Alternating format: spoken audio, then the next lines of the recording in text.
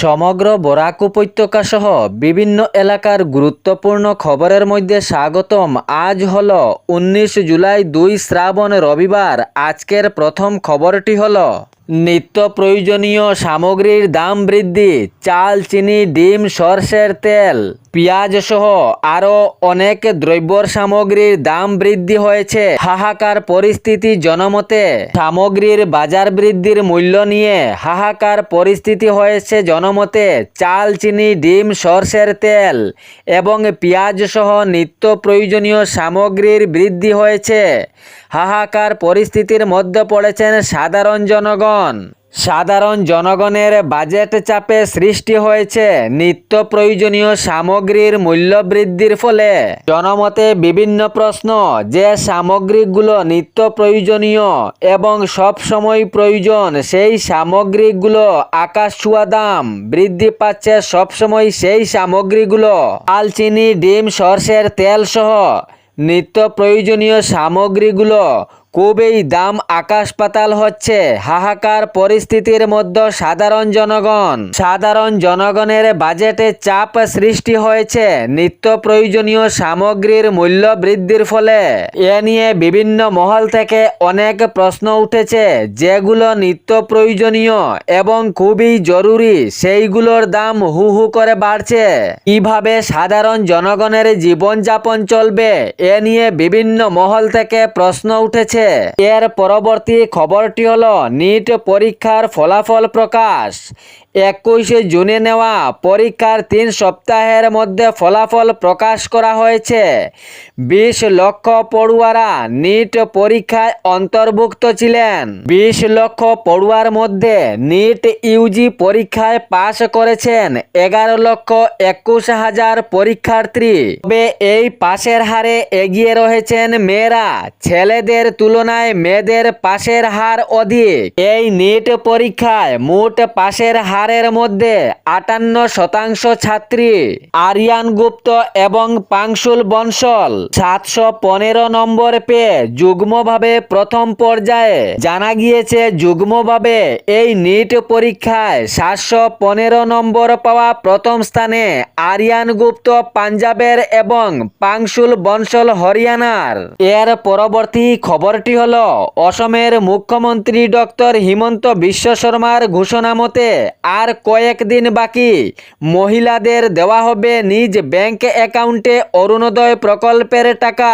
অসমের মুখ্যমন্ত্রী জানিয়েছিলেন আগামী আগস্ট মাসে দেওয়া হবে অরুণোদয় প্রকল্পের টাকা। যে মহিলারা অরুণোদয় পেয়ে যাচ্ছিলেন সেই মহিলাদের ব্যাংক অ্যাকাউন্টে আবার দেওয়া হবে অরুণোদয় প্রকল্পের টাকা। তবে এ বিষয়ে দিন কাছিয়ে আসছে, আর কয়েকদিন বাকি।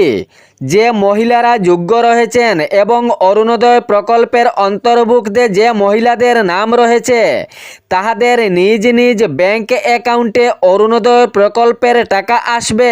অসমের মুখ্যমন্ত্রী ডক্টর হিমন্ত বিশ্ব শর্মার ঘোষণা মতে আগামী আগস্ট মাসেই দেওয়া হবে অরুণোদয় প্রকল্পের টাকা। এর পরবর্তী খবরটি হলো ভয়াবহ সড়ক দুর্ঘটনা। এক তরতাজা যুবকেরও প্রাণহানি হয়েছে বলে জানা গিয়েছে। পাতারকান্দি রাতাবাড়ি সড়কের দুহালিয়া পাহাড়ের গিলাইটিকর ভিউ পয়েন্ট সংলগ্ন এলাকায় গত শনিবার বিকেল দিকে ঘটে গেল এক হৃদয় বিদায়ক ঘটনা। জানা গিয়েছে এ ভয়ঙ্কর সড়ক দুর্ঘটনায় প্রাণহানি হয় এক তরতাজা যুবকের। 13 বছরের ছিল এই কিশোর, নাম মেহবুব হোসেন। এই ভয়ঙ্কর সড়ক দুর্ঘটনায় কিশোরের মা, মামা এবং দিদিমাও গুরুতর আহত হয়েছেন বলে জানা গিয়েছে। মা ও মামা গুরুতরভাবে জখম হওয়ার কারণে শিলচর মেডিকেল কলেজ হাসপাতালে স্থানান্তরিত করা হয় উন্নত চিকিৎসার জন্য। জানা গিয়েছে আশঙ্কাজনকভাবে রয়েছেন মা ও মামা, খুবই গুরুতরভাবে জখম হয়েছেন। তবে এ ঘটনার বিবরণে জানা গিয়েছে AS10 AC 0791 নাম্বারের একটি অটোরিকশা করে এই পরিবারের সদস্যরা মামার বাড়ি থেকে নিজ বাড়িতে ফিরছিলেন।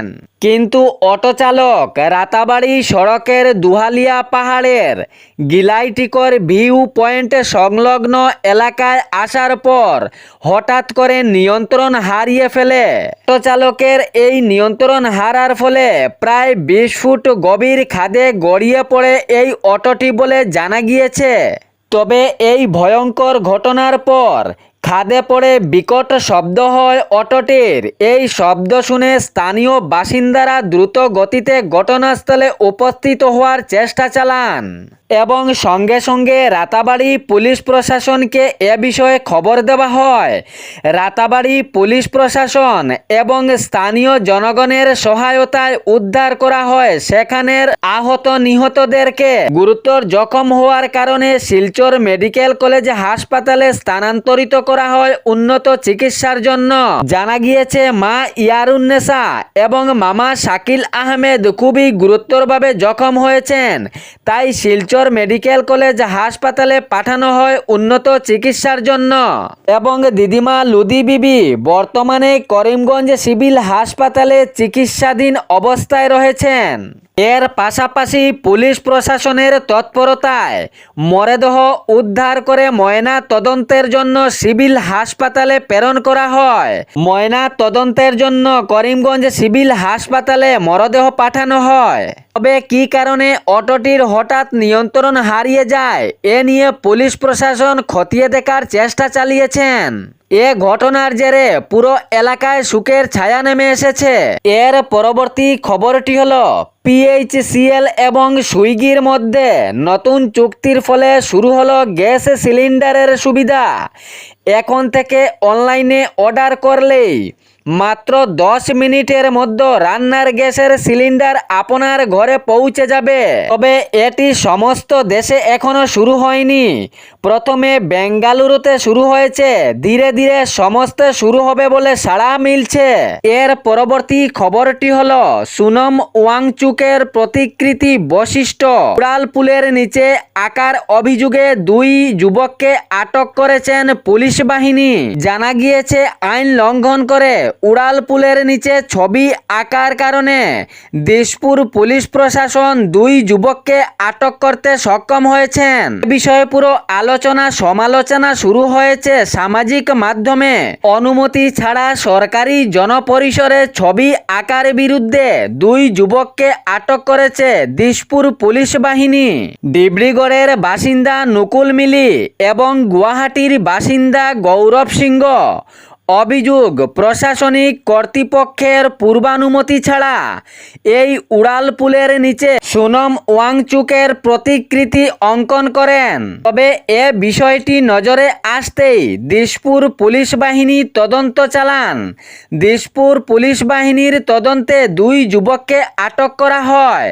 এ ছিল বরাক উপত্যকা সহ বিভিন্ন এলাকার গুরুত্বপূর্ণ খবর। এরকম নিত্য নতুন খবর পাওয়ার জন্য চ্যানেলটি সাবস্ক্রাইব করে রাখবেন এবং ভিডিওটি লাইক করে শেয়ার করতে ভুলবেন না, যাতে সঠিক সংবাদগুলো অন্যজনের কাছে পৌঁছায়। ধন্যবাদ।